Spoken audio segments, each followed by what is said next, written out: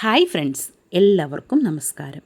ഇന്നേക്ക് കേരള അരിസി അല്ലെങ്കിൽ മട്ട അരിസിയുടെ സാപ്പാട് ഈസിയായി கொஞ்சம் கூட குழഞ്ഞு போகாமல் தண்ணி பிடிக்காமல் நல்ல உதிரியாய் குக்கரில் ஈஸியாய் எப்படி தயார் பண்ணலாம்னு தான் உங்களுக்காக நான் ஷேர் பண்ண போகிறேன். நிறைய பேர் என்கிட்ட கேட்டிருந்தாங்க இந்த ரைஸை குக்கரில் எப்படி தயார் பண்ணுமென்னு. அதனால தான் இந்த வீடியோ நான் ஷேர் பண்ணுறேன். எல்லாருக்கும் ஹெல்ப்ஃபுல்லாகவும் நினைக்கிறேன். அதுக்கு முன்னாடி இந்த ரைஸின் குணங்களை பற்றி சொல்ல வேண்டியது இருக்குது. கார்போஹைட்ரேட்டு கம்மி ஆயதுனால வெயிட் லாஸ் பண்ணுறவங்களுக்கு ரொம்ப சூப்பராக இருக்கும் இந்த ரைஸு. அதே மாதிரி கொலஸ்ட்ரோலும் ஷுகரும் இருக்கிறவங்களுக்கு இது நல்ல ஹெல்ப்ஃபுல்லாக இருக்கும். பிளட்டில் ஷுகர் லெவல் எல்லாம் கண்ட்ரோல் பண்ணுறதுக்கு இந்த ரைஸு நல்ல ஹெல்ப்ஃபுல்லாக இருக்கும். பாருங்கள், இதுதான் ரெட் ரைஸு. இது எல்லா சூப்பர் மார்க்கெட்டிலும் வாங்க கிடைக்கும்.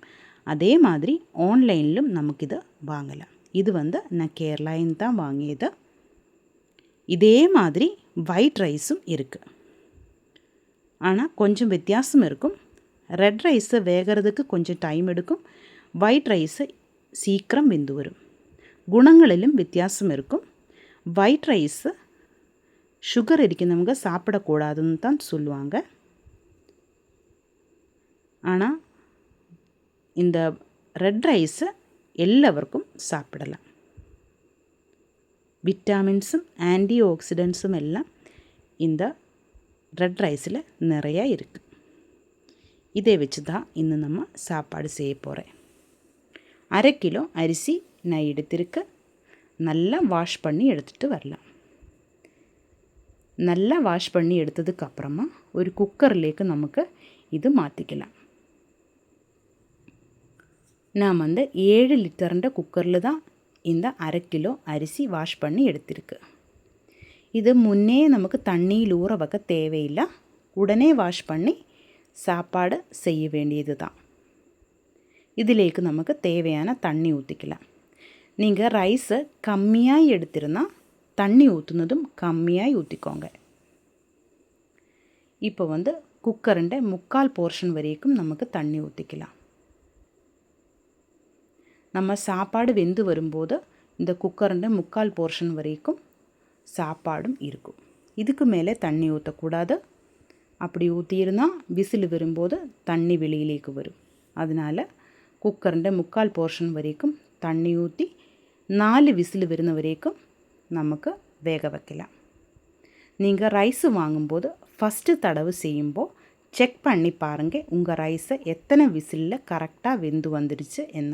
ஒரு சில ரைஸை 6 விசிலில் தான் வெந்து வரும். அதனால் நீங்கள் செக் பண்ணி பார்க்கணும் ஃபஸ்ட்டு செய்யும்போது. அதுக்கப்புறம் கரெக்ட் பண்ணிக்கோங்க. இப்போ எனக்கு 4 விசில் வந்துடுச்சு. நான் ஸ்டவ் ஆஃப் பண்ணியிருக்கேன். இப்போ நமக்கு செக் பண்ணி பார்க்கலாம். இது நான் புதுசாக வாங்கிய அரிசி தான்.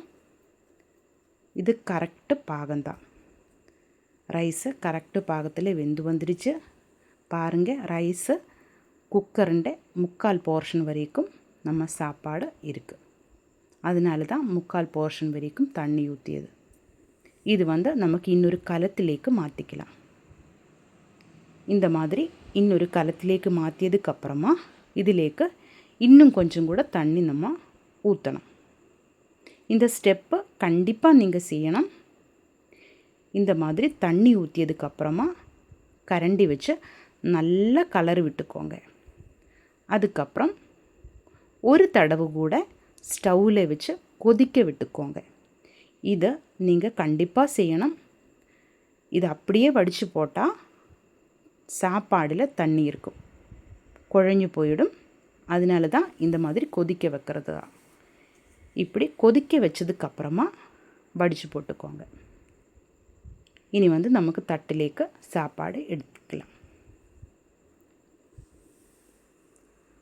பாருங்கள், நம்ம செஞ்ச சாப்பாடு கொஞ்சம் கூட ஒட்டி பிடிக்காமல், குழஞ்சு போகாமல், தண்ணி பிடிக்காமல் கரெக்டு பாகத்தில் வெந்து வந்துடுச்சு. இந்த மாதிரி தான் செஞ்செடுக்கணும். இதுதான் கேரளா ரைஸை குக்கரில் செஞ்செடுக்கிறது. இப்படி தான். இது எல்லா குழம்பிൻ്റെ கூடயும் இந்த சாப்பாடு நல்லது தான். அதே மாதிரி நல்ல ஹெல்த்தியான சாப்பாடு தான் இது.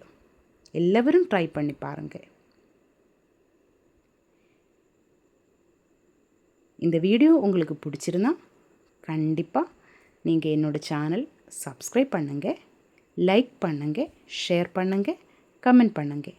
தேங்க்யூ.